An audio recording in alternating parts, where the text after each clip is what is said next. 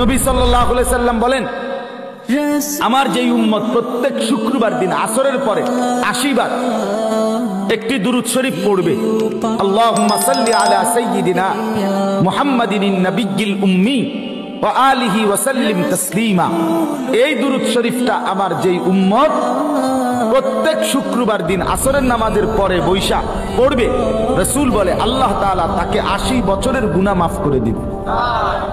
এটা পড়বেন কোন দিন? এটা পড়বেন না, এটা পড়তেন না, এটা জিলাপি নাই, এটার লগে কি নাই? জিলাপি। এটার লগে খিচুড়ি নাই। এটা বলেন পড়বেন। রাসূলুল্লাহ সাল্লাল্লাহু আলাইহি ওয়াসাল্লামের সাহাবীরা মহব্বতে দুরূদ পড়তেন, সাথে কোনো কিছু পাওয়ার আশায় না।